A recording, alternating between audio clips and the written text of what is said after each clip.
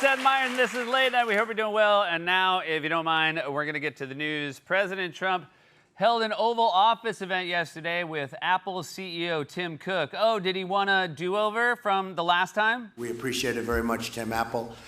I love how Trump just assumes whatever the product is also their name. Thank you, Tim Apple. We'll now hear from Mark Facebook. During the same press conference, President Trump told reporters that Cook has, quote, just about every quality you can have other than athleticism. Why are you like this? The guy is a billionaire who runs the biggest company on earth, and you have to say, yeah, but no vertical, can't jump. Very sad. Apple CEO Tim Cook also gave President Trump a custom glass plaque mounted on a gold stand. For more on this story, check eBay.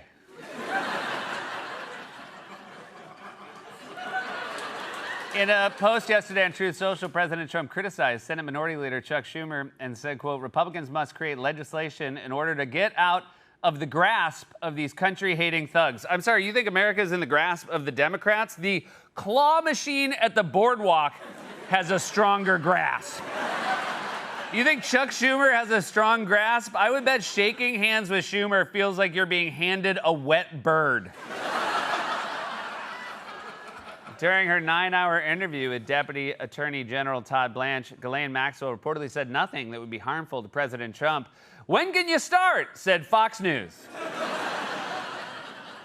The president of Switzerland left Washington, D.C. yesterday without managing to broker a deal to reduce the country's 39% tariff, which means a minibar Toblerone now costs $75,000. According to a new survey, 52% of parents said they have traveled to a new or different vacation destination based on their children's preferences. Even crazier, some people are going there without kids.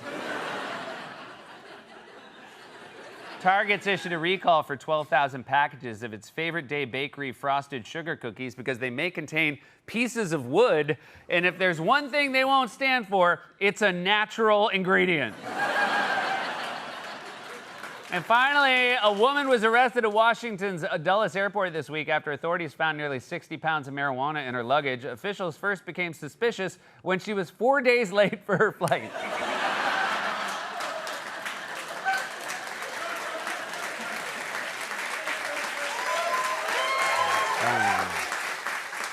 I'm sorry, I don't even see my flight number. That was a monologue, everybody, and we are off to the races. Got a great show for you tonight. She is an Emmy-winning actress you know from Designing Women, Mayor of Easttown, Watchmen, and Hacks. She's starring in Call Me Izzy, which is playing now at Studio 54 on Broadway. Jean Smart is here tonight, everybody. And she's a talented actress, writer, and director you know from Booksmart and The Bear. She co-wrote and stars in Oh Hi, which is in select theaters now. Molly Gordon is also joining us, you guys. I'm so excited she's here. But before we get to all of that, Vice President J.D. Vance reportedly planned to hold a strategy dinner with high-ranking Trump officials to discuss their handling of the Jeffrey Epstein crisis, but changed those plans after backlash. For more on this, it's time for a closer look. I don't know if you guys have noticed this, but Donald Trump clearly has no interest in doing the job of president. Like, he likes the perks of the job, like the free house and the immunity from prosecution, but he doesn't seem to know or care what his own administration is doing on a daily basis. He's more interested in pursuing his true passion, interior design. The president has taken great interest in renovating the White House, and the latest renovation is the East Wing.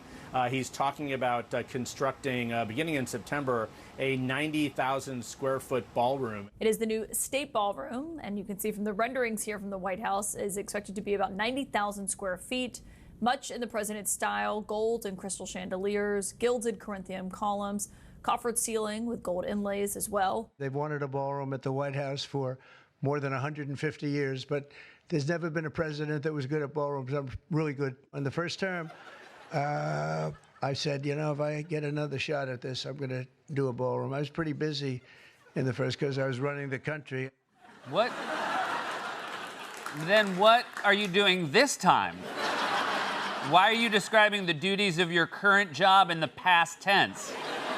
In the first term, I was busy running the country, but now I'm fully checked out, and I'm like a high school senior who already got into college. I'm falling asleep in class and saving up my energy to plan this incredible prom. Also, for senior prank, you guessed it, I went on the roof. Also, it's a 4-year term, and you're not even through the first year. This is how entitled Trump is. He's a checked-out freshman. But I have to go back to this. They've wanted a ballroom at the White House for more than 150 years, but there's never been a president that was good at ballrooms. Well, you know, we've never had a president who's good at ballrooms because we don't need a president who's good at ballrooms. If we wanted a ballroom, we could just hire someone to build one. You know, if I heard the White House had mice, I wouldn't vote for a president who was good at extermination or, you know, a cat. I just assume as president, you could get someone in there and do it for you. Also, I'm not an architect, but it seems to me like ballroom's like the easiest room, just has to be like big and empty. If you want to impress me, design an escape room, or, you know, one of those rooms that makes you look big and your friend look tiny. Look, I'm no history expert, but I don't remember it ever being a problem that our presidents weren't good at ballrooms. You know, I watched a ton of those Ken Burns documentaries, but I don't remember Ulysses S. Grant ever sending a letter to his wife that said, "Dearest Julia, now that I've won the Civil War, I aspire to complete my greatest achievement yet, building a ballroom. Yet I feel as though it is a task beyond my meager skills. How high should the ceilings be? What is the best kind of wood to dance on? These are the questions that vex me. I fear I will not be remembered as the president who oversaw Reconstruction, but rather as Ulysses S. Grant. The S stands for sucks at ballrooms." But there's one more. There's one more part of that clip that I want to revisit. In the first term, I said, you know, if I get another shot at this, I'm going to do a ballroom. That's what you took away from your first term. You left the country in ruins. There was a pandemic, a crime wave, a recession. You didn't want to fix any of that. You're like a drunk driver who walks away from a car crash thinking, you know, if I ever get a chance to drive a car again, I'm going to get a bumper sticker that says, "My other ride is your mom." I swear to God. But Trump only cares about like chandeliers and rooms that can fit chandeliers, as evidenced by the fact that he often has no idea what his own government is up to. For example, when he illegally bombed Iran, he had to be informed by reporters that his own intelligence director had said Iran was not developing a nuclear weapon. What intelligence do you have that Iran is building a nuclear weapon? Your intelligence community has said they have no evidence that they are at this point. Well, then my intelligence community is wrong. Who in the intelligence community said that? Your director of national intelligence, Tulsi Gabbard. She's wrong. I love how he asked who in the intelligence community said that, and the answer is the director of national intelligence. Like, who did he think they were going to say? Was it that intern Trevor? Because don't believe a word Trevor says. Also, why hasn't he fired Tulsi Gabbard? Because being wrong about whether Iran is building a bomb seems like a major problem for someone whose job it is to gather intelligence. Like, what does she write about? You know, she always knows which streamers have which shows. And, you know, if I say I'm hearing a lot about 9 Perfect Strangers, is that on Netflix? She jumps right in. She says, "Sir, that's a Hulu show." And, you know, it's saving me a lot of time. It really is. You know, because sometimes on Netflix, you enter the show and it fills in the show and they don't have the show. Very cruel when Netflix does that, and we are going to be looking into it. Then there was the time a reporter had to explain to Trump what his FBI director was doing, and Trump couldn't even understand his own conspiracy theory nonsense. Kash Patel reportedly found burn bags of Russiagate materials, and we'd love to get your thoughts on that. He said what? Burn bags of Russiagate materials that FBI supposedly found. I don't know that. I don't know what you mean by that statement. Say it. Bags full of Russiagate documents. Bird bag. I thought you said appointed a man named Bird Bag. No. You know he was getting excited because it would be so fun to know someone named Burnbag. You know, because then you could write their name using emojis. You know, a little fire for burn, a little briefcase for bag. What up, Burnbag? This is the best. I wish all my friends were emoji nouns. And then on Wednesday, Trump was asked about his health secretary and Men in Black skin suit, RFK Jr.'s decision to cancel $500 million in contracts for vaccine development. And again, Trump seemed to have no idea what the reporter was talking about. You were the driving force behind Operation Warp Speed, these mRNA vaccines that are the gold standard. Now your health secretary is pulling back all the funding for research. He's saying that the risks outweigh the benefits, which puts him at odds with the entire medical community and with you. What is going on? Research on what? Into mRNA vaccines. Well, we're going to look at that. We're talking about it. What do you mean you're going to look at it? It's already done. For a guy who watches cable news all day, you sure seem caught off guard by the news. What else is on your schedule for the days before these major decisions are made? You know, I'd like to talk about vaccines, but unfortunately we have meetings all day about a new sun deck we're building on the roof of the White House, a veranda and a grotto. It's very exciting. We've never had a president who was good at grottos before, but now we do. That's why I was on the roof the other day making weird I was describing the shape of the Playboy bunnies I want to invite to the White House grotto. You need the Playboy bunnies because without them, it's not a grotto, it's just a wet cave. Trump went on in that answer to say, we're on to other things. So what else is the administration up to that's so important it takes precedence over making vaccines? We take you now to the moon, where the Trump administration has a new plan to build a nuclear reactor. Acting NASA Administrator Sean Duffy is set to announce the agency is fast-tracking plans to build a nuclear reactor on the moon. We want to start bringing assets to the moon for future astronauts when they get there, and then turn on our energy source. And again, this is so important. The moon is complicated. And what's great about Donald Trump is he doesn't live in a box. He doesn't have to play by any rules. Yeah, Trump doesn't play by the rules. Like rule number 1 at NASA, don't blow up the moon. Also, what do you mean the moon is complicated? Thank you, gym teacher who's covering science class for the afternoon. Sound like you're describing a messy relationship with an ex. Yeah, the moon is complicated. Like, you know, first he's waxing, then he's waning, and it's like, make up your mind, dude. Plus, it's always been hard because, you know, we're long distance. So the Trump administration doesn't think it's important to make vaccines, but they are building a ballroom at the White House and a nuclear reactor on the moon. But what about the number one thing voters elected Trump to fix? Inflation. Prices keep going up, and inflation is actually accelerating, thanks in part to Trump's tariffs. So what can Trump say to ease Americans' concerns about rising consumer costs? I watched this group of people on CNN and MSDNC too, the same thing, where they say, well, costs have gone up. Costs haven't gone up, they've gone down. Oh, costs have gone up. Okay. Great, he's doing new characters now?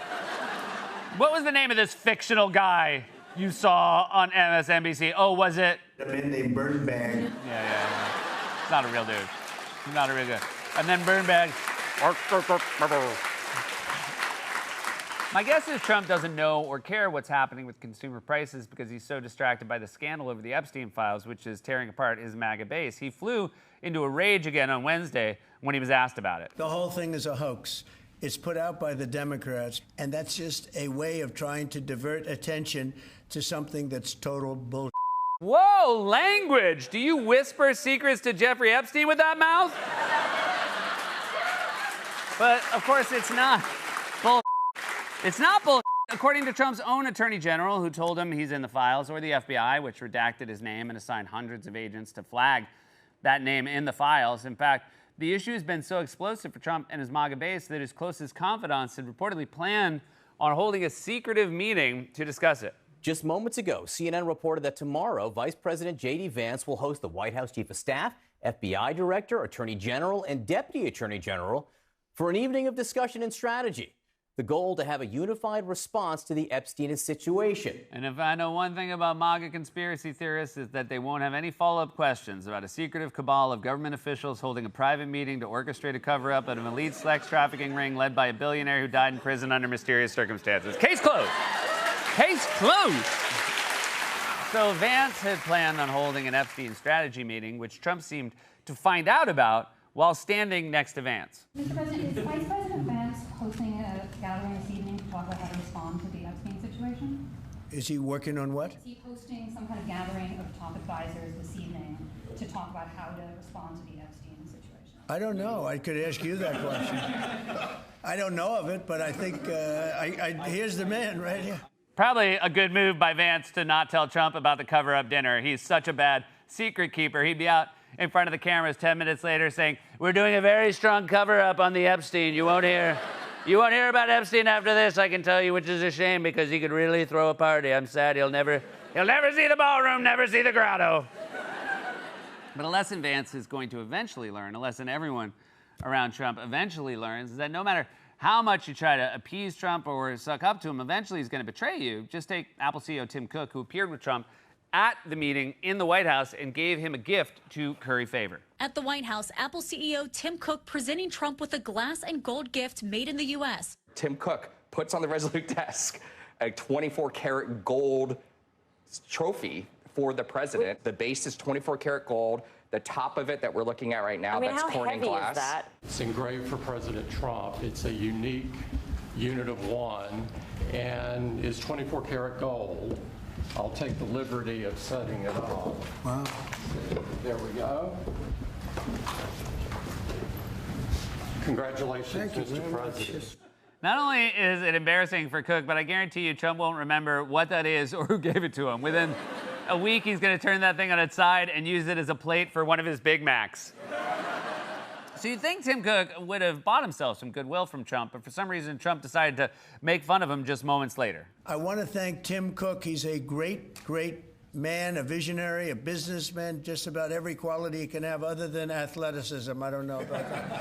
I'm looking at him. I'm not 100% sure. You're making fun of his physical appearance. Did you also put a kick me sign on his back?